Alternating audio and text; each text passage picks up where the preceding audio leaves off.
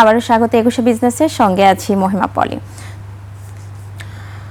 দর্শক, ঢাকা স্টক এক্সচেঞ্জের দিন শেষে খবরাখবর জানাবো এবং ঢাকা স্টক এক্সচেঞ্জে গত ২ কার্যদিবসের তুলনায় আজকে কিন্তু সূচকের পতনের মধ্য দিয়েই লেনদেনের সমাপ্তি হয়েছে ঢাকা স্টক এক্সচেঞ্জ। এবং টার্নওভার যদি আমরা একটু উল্লেখ করি যে গত কার্যদিবসের তুলনায় গত কার্যদিবসেও কিন্তু ১৪০০ কোটি টাকা লেনদেনের মধ্য দিয়ে লেনদেনের সমাপ্তি হয়েছিল ঢাকা স্টক এক্সচেঞ্জে, কিন্তু আজকে সেই ধারা থেকে আমরা কিছুটা কমে গিয়েছে এবং আমরা দেখতে পাচ্ছি যে দিন শেষে কিন্তু প্রায় ১২০০ কোটি টাকা লেনদেনের মধ্য দিয়ে যদিও লেনদেনের সমাপ্তি হয়েছে আজকে ঢাকা স্টক এক্সচেঞ্জ। এবং ডিএসসির প্রধান সূচকটি কমেছে প্রায় ৮৪ পয়েন্টের মতো। আমরা যদি শতাংশের দিক থেকে একটু উল্লেখ করি, প্রায় ১.৫% কিন্তু আজকে ডিএসসির প্রধান সূচকের পতন হয়েছে এবং সবগুলো সেক্টরে কিন্তু নেগেটিভ ট্রেন্ডের মধ্য দিয়ে লেনদেনের সমাপ্তি হয়েছে এবং বেশ কয়েকটি সেক্টর রয়েছে যাদের প্রায় শতভাগ প্রতিষ্ঠানের শেয়ারের দর হারিয়ে আজকে লেনদেন শেষ করেছে। দর্শক, আমরা ঢাকা স্টক এক্সচেঞ্জে দিন শেষে টপ ট্রেডের তালিকায় যে প্রতিষ্ঠানগুলি উঠে এসেছে তাদের তালিকাটি আমরা জানবো। তার আগে জানিয়ে দিচ্ছি যে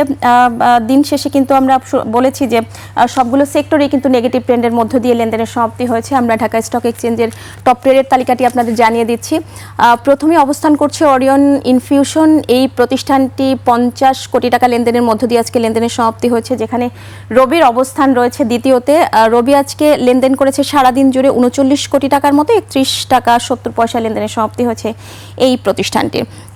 এবং পরবর্তীতে খান ব্রাদার পিপি ওভেন ব্যাংক রয়েছে, সিটি ব্যাংক এবং ই জেনারেশন রয়েছে এই তালিকায়, যেখানে টপ গেইনার্সের তালিকা অর্থাৎ শতাংশের দিক থেকে সবচেয়ে বেশি দরবাড়া প্রতিষ্ঠানগুলোর মধ্যে প্রথমেই যে প্রতিষ্ঠানটি অবস্থান করছে আমরা সেই তালিকাটিও আপনাদের দেখিয়ে দিচ্ছি। প্রথমেই তাল্লু স্পিনিংয়ের অবস্থান রয়েছে এবং এই প্রতিষ্ঠানটি হল্টেড প্রাইসে লেনদেনের সমাপ্তি হয়েছে ৬ টাকা ৬০ পয়সায় লেনদেন শেষ করেছে। দ্বিতীয় অবস্থানে ইনফরমেশন সার্ভিসেস নেটওয়ার্ক রয়েছে, ইনটেক রয়েছে এই তালিকায় তৃতীয় অবস্থান এবং পরবর্তীতে পিপলস লিজিং ফাইন্যান্স রয়েছে প্রাইম ফাইন্যান্স এই তালিকায় পঞ্চম অবস্থানে। এবং টপ লুজার্সের তালিকায় যে প্রতিষ্ঠানগুলিকে দেখা যাচ্ছে, প্রথমেই আমরা টপ লুজার্সের তালিকার জন্য অপেক্ষা করছি। প্রথমেই আমরা দেখতে পাচ্ছি যে টপ ট্রেডের তালিকায় থাকা ওরিয়ন ইনফিউশনের অবস্থান কিন্তু আজকে টপ লুজার্সের তালিকায় প্রথমেই রয়েছে এবং দিন শেষে দেখা যাচ্ছে বিআইএফসি রয়েছে এই তালিকায় দ্বিতীয় অবস্থানে, আরামির সিমেন্টের অবস্থান তৃতীয়তে রয়েছে, সাবকো স্পিনিং চতুর্থ অবস্থানে রয়েছে ১৪ টাকা ৩০ পয়সা লেনদেন শেষ করেছে এবং নাহি অ্যালুমিনিয়াম কম্পোজিট রয়েছে এই তালিকায় পঞ্চম অবস্থানে। তো ঢাকা স্টক এক্সচেঞ্জের দিন শেষের আমরা যে লেনদেন সেই চিত্রটি আপনাদের দেখিয়েছি। এবং দর্শক, পুঁজিবাজার নিয়ে আরও বিস্তারিত জানতে এখন আমরা কথা বলবো পুঁজিবাজার বিশ্লেষক মাহমুদ হোসেন এফসি এর সঙ্গে। আপনাকে স্বাগত আমাদের আজকের অনুষ্ঠানে। ধন্যবাদ আপনাকে। জি, আমরা গত ২ কার্যদিবসে যেমনটা দেখেছিলাম যে মোটামুটি কিন্তু ভালো একটা লেনদেনের মধ্য দিয়ে কিন্তু লেনদেনের সমাপ্তি হয়েছিল গত ২ কার্যদিবস এবং সেই ধারা থেকে কিন্তু আজকে কিছুটা কমে গিয়েছে। প্রায় ১২০০ কোটি টাকা লেনদেনের মধ্য দিয়ে লেনদেনের সমাপ্তি হয়েছে আজকে ঢাকা স্টক এক্সচেঞ্জ এবং সূচকেরও কিন্তু পতন হয়েছে। তো আমার প্রশ্ন হচ্ছে যে এটা কি আসলে কারেকশন নাকি অন্য কিছু? ধন্যবাদ আপনাকে।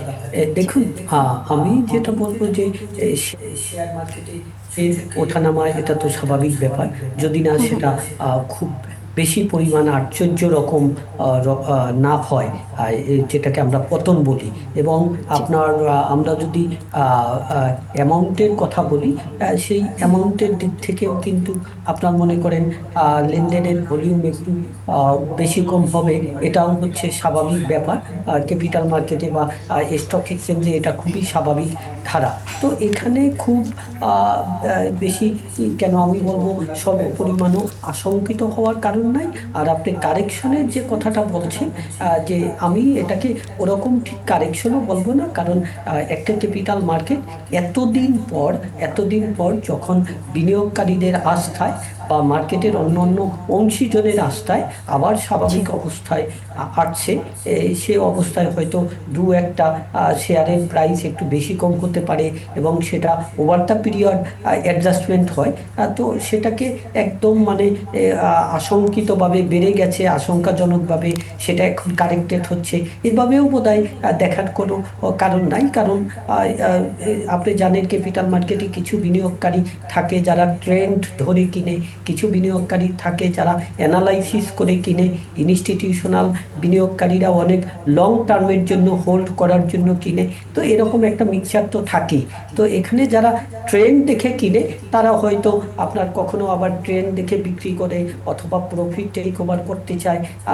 দুই একদিন হয়তো অল্প 10% বা 5% গেইন হলেই তারা ছেড়ে দিতে চায়। তো এটাও অনেকটা স্বাভাবিক। তো এটাকে ওই যে একদম শেয়ার মার্কেট খুব খারাপ ভাবে বেড়ে গেছে কোনো শেয়ারের প্রাইস, ওটা কারেকশন হচ্ছে, এটাও বোধহয় খুব একটা ভাবার কারণ নাই বা শঙ্কিত হওয়ার কারণ নাই। নিঃসন্দেহে এটি আশানুরূপ একটা ব্যাপার যে 300 কোটি টাকা থেকে সেখানে 1400 কোটি টাকা লেনদেন, এটা অবশ্যই শেয়ার বাজারের জন্য একটা বড় একটা আশার ব্যাপার। তবে এই বাজারেও কিন্তু আমরা দেখতে পাচ্ছি যে বিদেশি বিনিয়োগকারীরা কিন্তু আমাদের এই বাজার থেকেও মুখ ফিরিয়ে নিচ্ছেন। এর পেছনে আসলে কারণ কি?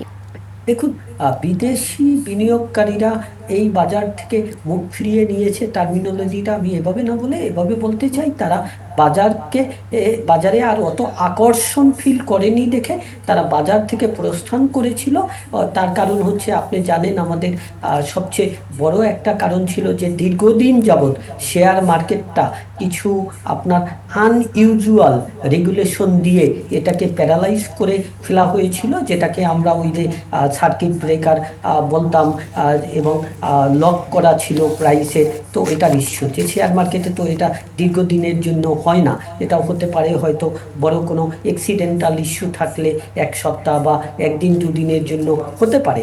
বাট এটা তো দীর্ঘদিন মাসের পর মাস, বছরের পর বছর এই শেয়ার মার্কেটটাকে এই যে প্রাইস ওঠানামা বা কত উঠতে পারবে নামতে পারবে সেটাই একটা কন্ট্রোল দিয়ে আপনার হচ্ছে শেয়ার মার্কেট রাখা হয়নি। তো এটা বিগত রিজিমে বা বিগত আপনার অ্যাডমিনিস্ট্রেশনে ক্যাপিটাল মার্কেটের বাংলাদেশ সিকিউরিটি কর্তা যারা, বাংলাদেশ সিকিউরিটি এক্সচেঞ্জ কমিশন, তখন কিন্তু এটা হয়েছে। Number one. নাম্বার টু, আপনি যদি দেখেন আপনার হচ্ছে বৈদেশিক মুদ্রার সাথে আমাদের যে লোকাল মুদ্রা যেটা টাকা, এর কিন্তু আপনার হিউজ পরিমাণ একটা ইমব্যালেন্স ডেভিয়েশন হয়েছে। যেমন যেই ডলার এক সময় আপনার 80-85 টাকায় পাওয়া যেত, সেটার দাম বেড়ে 120 টাকা 25 টাকা হয়েছে। তো ক্যাপিটাল মার্কেটে তো শুধুমাত্র লোকাল টাকাই ইনভেস্ট করা যায়। সেক্ষেত্রে আপনার বিদেশি বিনিয়োগকারীরা যারা আপনার হচ্ছে $1 এনে 85 টাকা পেয়ে একটা শেয়ার কিনেছে, তাদের যদি মনে করেন 20%ও বা 10%ও গেইন হয়, তাহলে সেটা 96 টাকা 97 টাকা হয়। ওটা দিয়ে কিন্তু তারা $1 কিনতে পারছিল না। আমি এখানে আরেকটু ইন্টারাপ্ট করছি আপনাকে, যে এর পেছনে কি আরো আসলে অন্য কোনো কারণ থাকতে পারে, যে ভালো মানের আইপিও বা বাজারের স্বচ্ছতা নিয়ে বারবার কিন্তু এই বিষয়গুলো নিয়ে প্রশ্ন আসলেও সেই অনুযায়ী কিন্তু উদ্যোগ নেওয়া হচ্ছে না, কেন? না, এক্স্যাক্টলি ওই কারণটা তো আছেই। মানে একটা হচ্ছে ডলারের বিপরীতে টাকার যে আপনার অবমূল্যায়ন বা দাম হারানো, এটা একটা মেজর রিজন ছিল। তারপরে হচ্ছে ম্যাক্রো ইকোনমির পারফরমেন্সে একটা খুব খারাপ অবস্থা ছিল, এবং ক্যাপিটাল মার্কেট অনেক দিন যাবত একটা স্ট্যাগনেন্ট অবস্থায় পড়েছিল ডিউ টু নতুন কোনো আইপিও আসেনি, বা আপনার মনে করেন বারবার কথা বলা হলেও গভর্নমেন্ট সেক্টরে যে আপনার কোম্পানিগুলো আনা হবে তাও আনা হয়নি। এখনো যদিও রিফর্মের পার্ট হিসাবে নতুন নীতিমালা না তৈরি হয়নি, যেহেতু কাজেই নতুন কোনো আইপিও কিন্তু আসছে না। বাট এটাও কিন্তু ক্যাপিটাল মার্কেটের একটা অস্বাভাবিক অবস্থা বলে ধরতে হবে, যে ইউজুয়ালি ক্যাপিটাল মার্কেটে এত বছর, মানে এই যে 1 বছর আরো অনেক মাস হলো, নতুন কোনো আপনার স্টক আসছে না, এবং নতুন কোনো প্রোডাক্ট বা ডেরিভেটিভ এখানে ইন্ট্রোডিউস করা হচ্ছে না, তাহলে এই ক্যাপিটাল মার্কেট তো আকর্ষণের জায়গায় থাকবে না। এর কারণেই এখন যদিও ডলার ভার্সাস টাকার আপনার বিনিময় হারটা অনেকটা স্টেবল অবস্থায় আছে, বাট আপনার বিদেশি বিনিয়োগকারী বা ইভেন ইনস্টিটিউশনাল বিনিয়োগকারী কিন্তু আকর্ষণ ফিল করছে না, কারণ তাকে তো নতুন কিছু দিতে হবে, বা পুরাতন যেগুলো আছে এগুলোরও তো ভালো পারফর্ম করতে হবে। যেমন আপনি যদি ব্যাংকিং বা ফাইন্যান্সিয়াল সেক্টর ধরেন, এই সেক্টরের টোটাল ক্যাপিটালাইজেশন ছিল, ওভারঅল ক্যাপিটাল মার্কেটের টোটাল ক্যাপিটালাইজেশনের প্রায় 30% বা 25% এর মাঝামাঝি ছিল। এই একটা সেক্টরের ব্যাপারে এত বেশি নেতিবাচক খবর এই গত 2 বছরে আসতেছে, এবং প্রকৃত খবর, এটা কিন্তু রিউমার না। তো কাজেই যেখানে মার্কেটের যদি আলোচনার স্বার্থে আমরা ধরি 25% অফ টোটাল ক্যাপিটালাইজেশন ভ্যালু, সেই সেক্টর নিয়েও যদি যথেষ্ট পরিমাণ আপনার মনে করেন আশঙ্কা তৈরি হয়, তাহলে স্বাভাবিক কারণেই তো আপনার ক্যাপিটাল মার্কেটটা ডাউন হয়ে যাওয়ার কথা, তাই না? তো সে অবস্থায়ও যে ক্যাপিটাল মার্কেটে আবার মনে করেন 1200-1400 কোটি টাকার লেনদেন হচ্ছে, সূচক আবার একটা পর্যায়ে রিগেইন করার যাত্রায় আছে, সেটা কিন্তু খুবই আশাপ্রদ বিষয় এবং আমি বলবো খুবই আশার বিষয়। এবং যেভাবে করে আপনার মনে করেন ক্যাপিটাল মার্কেটের কর্তা ব্যক্তিরা এখন বিভিন্ন অংশীজনের সাথে আলাপ আলোচনা চালিয়ে নিচ্ছে এবং কিছু কিছু রিফর্ম করছে, যেটা দীর্ঘমেয়াদী একটা ইফেক্ট পাওয়া যাবে। যেমন যদি আমরা ওই যে মার্জিন লোনের কথা বলি, ওটাও তাহা জি এর ফলশ্রুতিতে ভবিষ্যতে ভালো হবে বলে কিন্তু আশা করা যায়। জি, আপনাকে অনেক ধন্যবাদ আমাদের সঙ্গে এখানে যুক্ত হবার জন্য। আমরাও আশা করছি যে এই 1200-1400 কোটি টাকা ছাড়িয়েও ঢাকা স্টক এক্সচেঞ্জে খুব শীঘ্রই হয়তো আমরা 2000 কোটি টাকা লেনদেন দেখতে পাবো। ধন্যবাদ আমাদের সঙ্গে আজকে এখানে যুক্ত হবার জন্য। ধন্যবাদ আপনাকে। জি দর্শক, এতক্ষণ আমরা পুঁজিবাজার পরিস্থিতি নিয়ে কথা বলছিলাম পুঁজিবাজার বিশ্লেষক মাহমুদ হোসেন এফসি এর সঙ্গে। দর্শক, এবার নিচ্ছি একটা বিরতি।